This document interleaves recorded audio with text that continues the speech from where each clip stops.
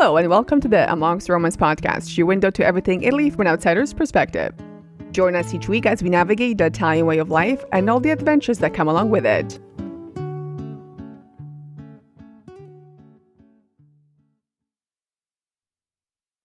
One of the main reasons why I love living in Italy, it's because I am so close to so much history.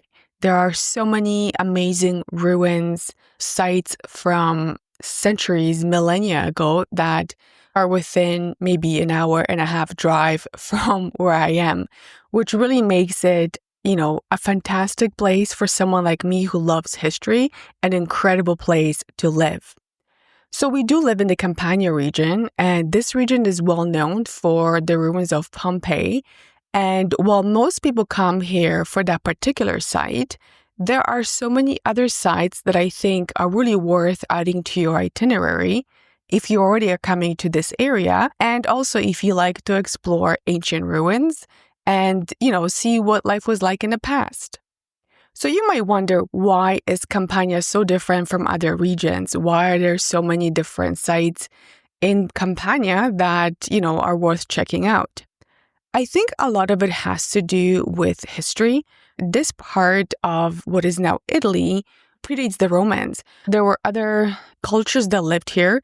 This was also where the Greeks came and settled. It was part of the Magna Graecia, the Great Greece. There were a lot of little settlements that were established by the Greeks. A lot of them are strategically located. Campania, it's a region that has a lot of access to ports. You have Naples, which is obviously a well-known port, but then it also had access to towns like Pompeii. Some of the other towns we're going to talk about were not just port cities, but also resort towns. Romans were not so much different from us. They also liked having villas by the water. And a lot of these towns that were along the coast that also were buried by the volcano, they were preserved because of that. Campania was the center, a key center for the Greeks, the Romans, and later the Byzantines. The region is full of natural beauty. It's fertile and has access to the sea.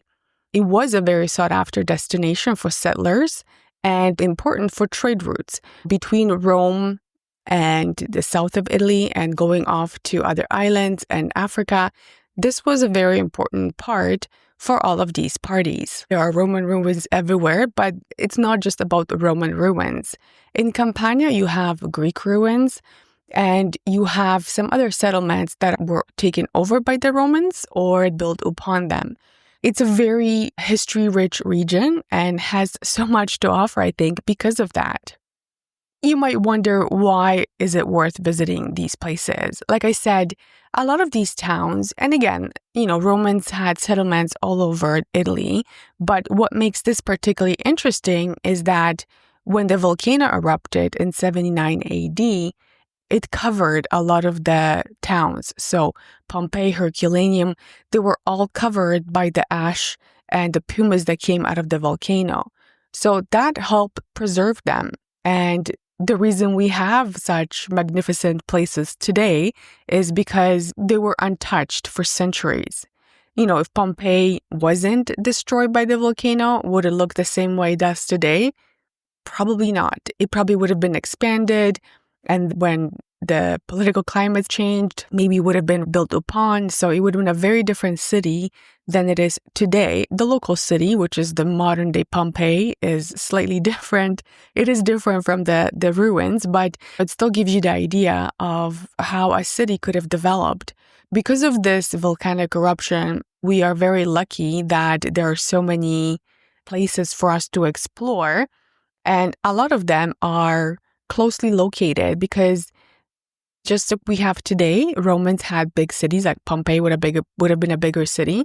And then you have smaller sort of what we would call today suburbs, sort of smaller towns that people lived in, and they had all been very populated.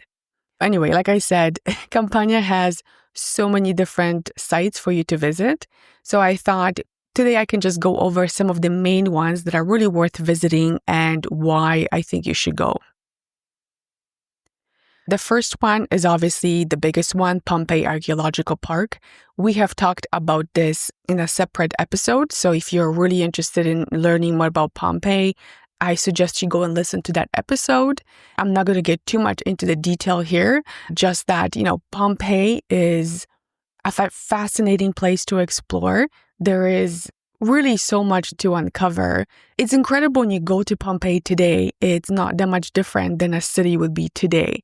So it's interesting to see how the Romans lived over 2,000 years ago. Life wasn't that much different than it is today, which really gives you a bit more of a tangible understanding of what life was like when you visit these places. In some rooms, you'll find mosaics still, you'll find decorations, so it really gives you an idea of how they lived. Some of it is a bit much in my opinion, but hey, maybe back in those days, that was the equivalent of having a busy wallpaper or decor. They loved it. The fact that you can still see a lot of these mosaics and frescoes over 2,000 years later is in itself very incredible. The Pompeii site is huge. It's a big site and there is a lot to see. If you're coming here, you definitely should visit Pompeii. Pompeii is a massive site, like I already said. There's lots of things to see. There's the amphitheater. There's a bunch of villas that have been reopened. There is the gladiatorial school. There's just so much there to see. I would really suggest you spend quite a bit of time there because it's a big city. If you're walking in a city today, you probably need more than an hour or two to really get the sense of it. Pompeii is a great place to explore. If you would like more information, I suggest you go listen to that other episode. And I'm also going to link in the show notes to the post that talks about Pompeii, which you can read before you visit. The next place that we've often talked about on the podcast is Herculaneum. Herculaneum is a smaller site, but it's very similar to Pompeii. Herculaneum was also buried by the eruption of the Mount Vesuvius. The mud that came preserved a lot of the organic materials, so you'll still see remnants of like wooden structures. They've even found food and human remains. The site itself is smaller.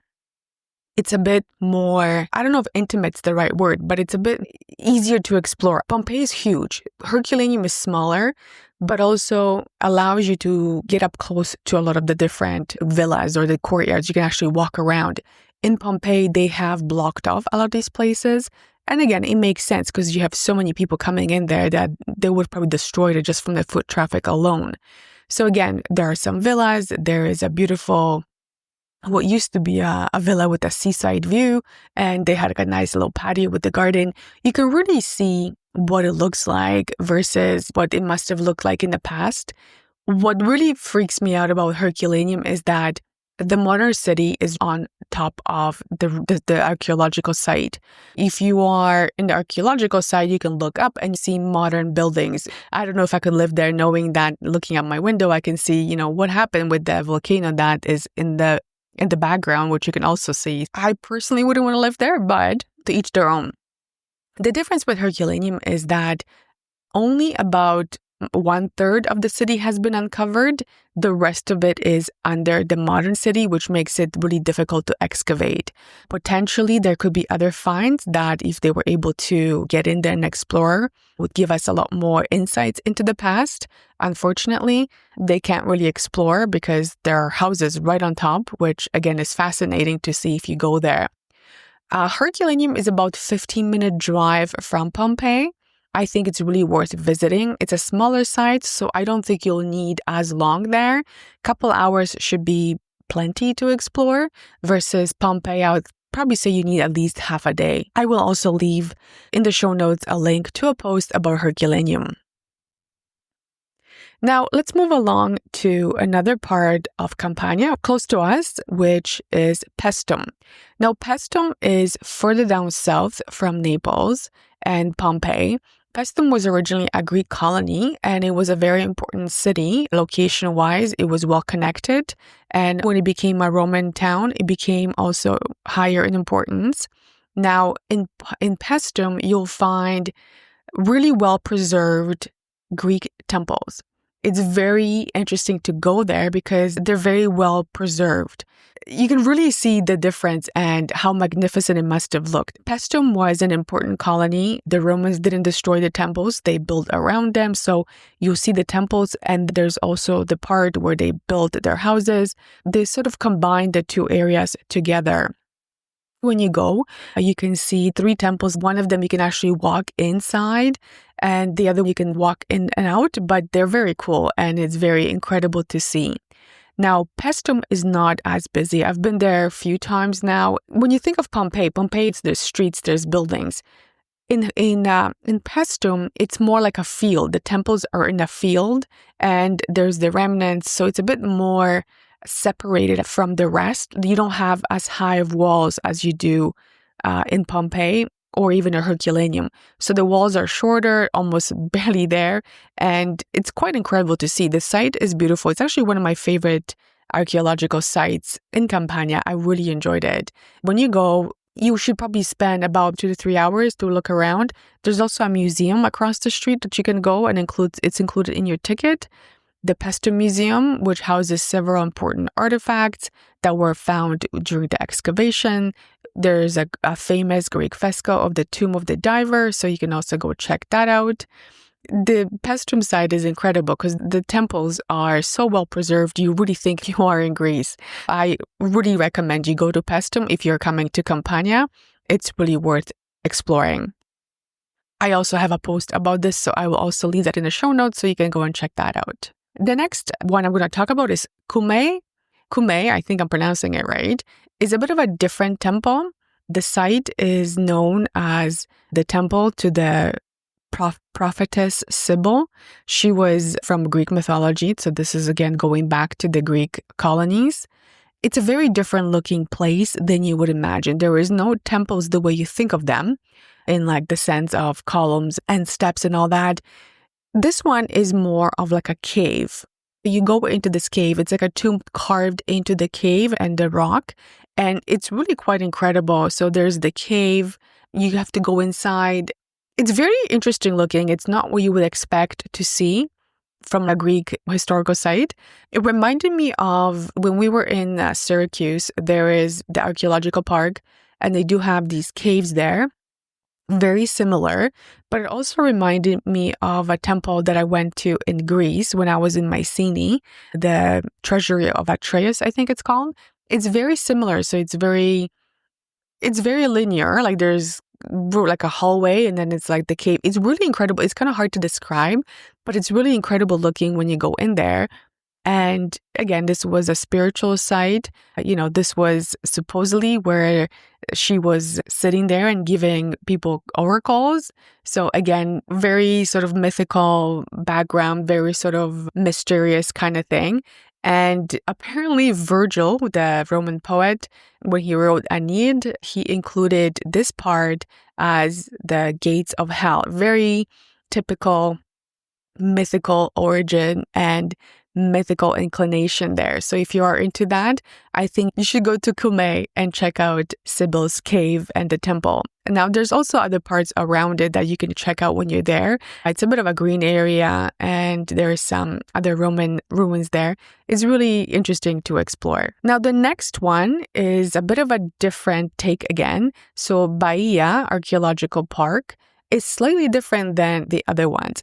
Baia was an ancient Roman resort town for the elite. A lot of wealthy people had, luxurious villas, spas, and temples here. The city was gradually submerged due to the seismic activity. So again, they had thermal baths because there was an underground activity that enabled for these waters to come. Unfortunately, that was also the reason the town was submerged by the water. You can see ruins and villas, and a lot of it has been submerged, like I said. If you really want a close-up view of it, they have tours that you can go if you're into snorkeling or scuba diving. If you're not, during the tourist season, they will have boat tours where the boat has a clear bottom where you can see down below. It's, again, very different, and it might not be for everyone because of the logistics of it. But if you do make your way out there, I think you'll really enjoy it. Baia was known for its volcanic springs, and the Romans built numerous thermal baths, And that also was the reason the town is now underwater. Kind of ironic if you think about it, but also very interesting, at least in my opinion.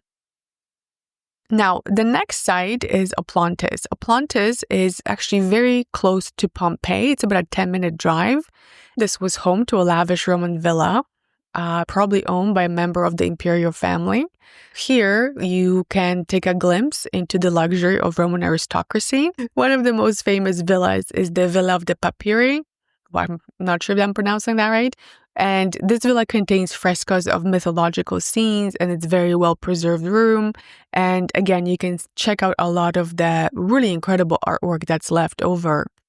If you're into frescoes, if you're into checking out Roman villas, this is the place to go.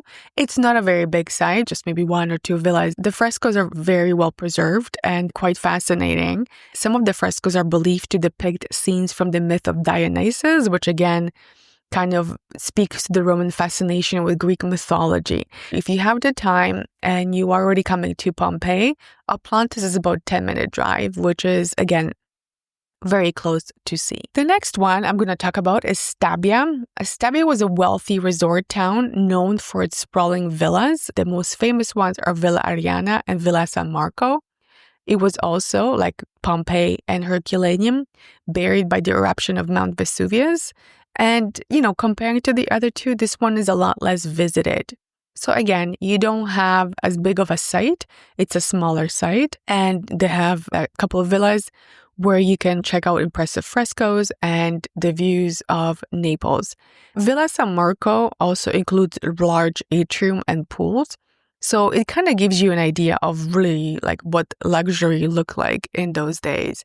I really think it's quite incredible. Stabia's villas were some of the most luxurious, with expansive views and state-of-the-art Roman engineering. Because remember, back in those days, all these places were along the coast. So what we see today is not the coast, but because of the volcanic activity and over time, the coastline has changed. But back in those days, this must have been incredible, to come and, especially like in the summertime, enjoy your view from your villa of the pool. If you want to check what that was like, I really encourage you to check this one out. Now, the next one on the list is Benevento. Benevento is probably the closest to us out of all the sites. Again, we did an episode about Benevento. If you missed that one, I encourage you to visit. Benevento was an important Roman city, but it also predates the Romans. So the Samnites that used to live in this area, and when Rome took over and conquered them, it became a Roman city. Here, I really enjoyed the Roman amphitheater, which looks very much intact. I was amazed at how well preserved it is, and it's not very crowded. When we went there were very few people, and I don't think it's a site that most people coming from outside of Italy know about. So again, it's a very well preserved theater. You can walk underneath, where if you were coming as a spectator, there's like back hallways which people used to come to go to their seats. It's really quite incredible. Now, the theater that's there, it's not the one that they would have gladiators fight. This type of theater is buried under the city, so again, they cannot excavate it. This particular theater was used for plays, so it's not fully oval. It's just sort of a semi-oval. And that's when you could have enjoyed the plays back in the day. So when you go to Benevento, right outside of it, there's some remnants. There's like a medieval town that was built on top of the Roman ruins. And if you walk around in those little streets, some of the buildings you'll notice in the facade, almost built in like reliefs or statues that look like they're Roman. So I'm pretty sure they go back to those days, which is really incredible to see.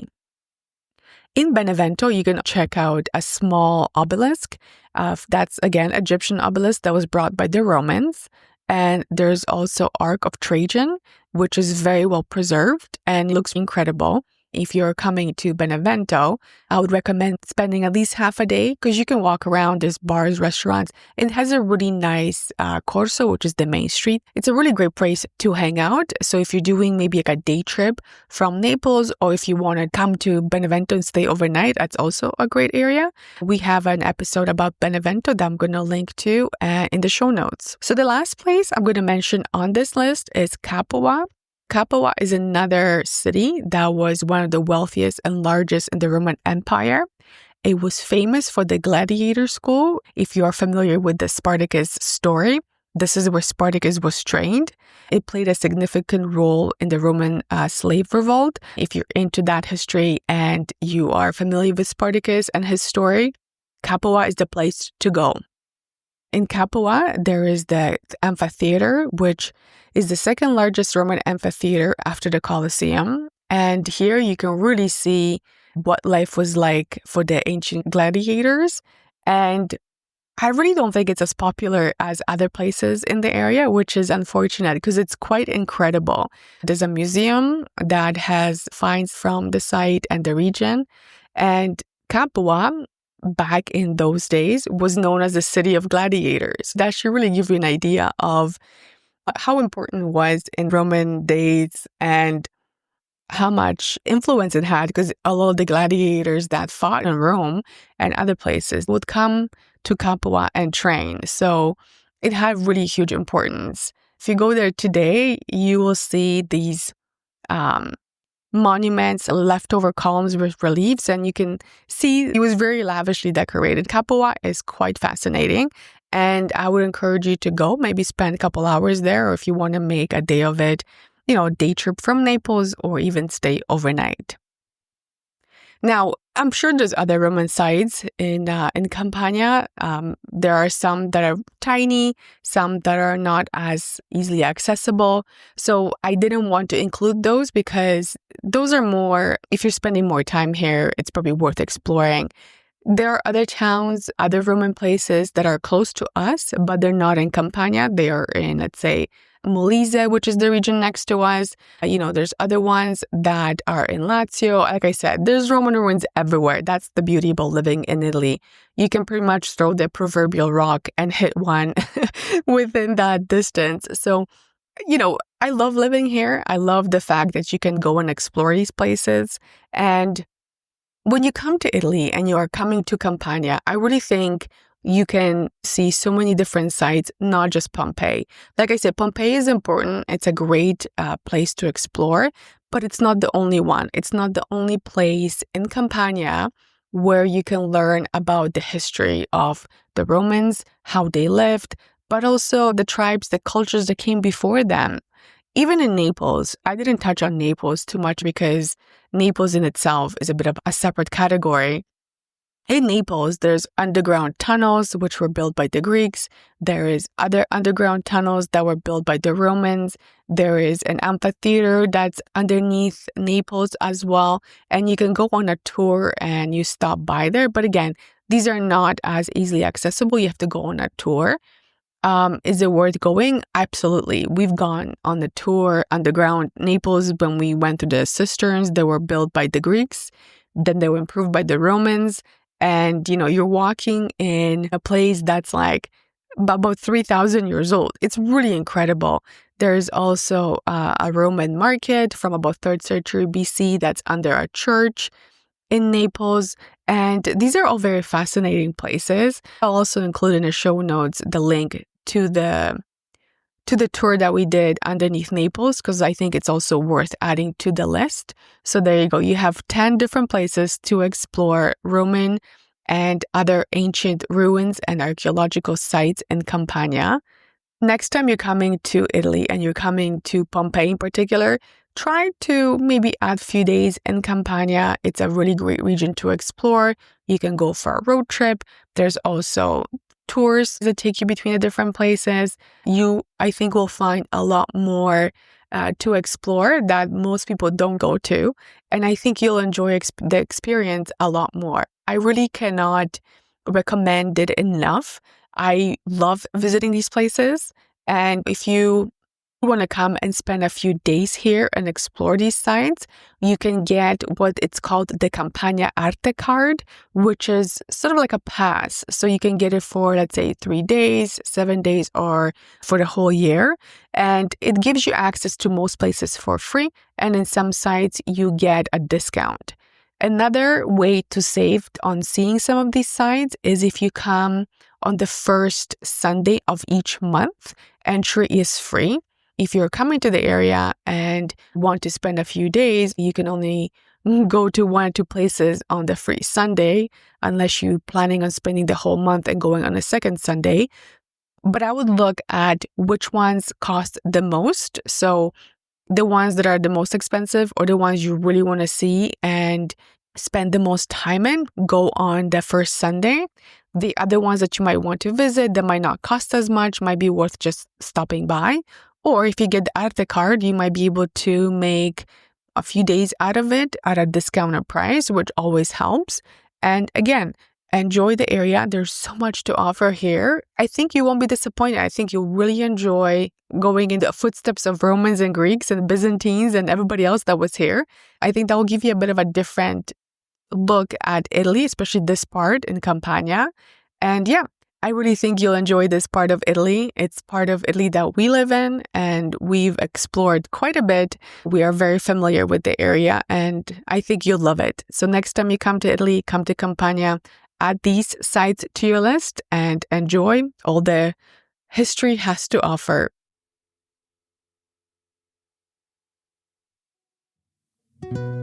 And this brings us to the end of this episode. Thank you so much for listening. We hope you enjoyed it.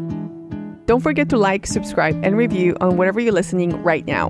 We'll be back next week, so stay tuned.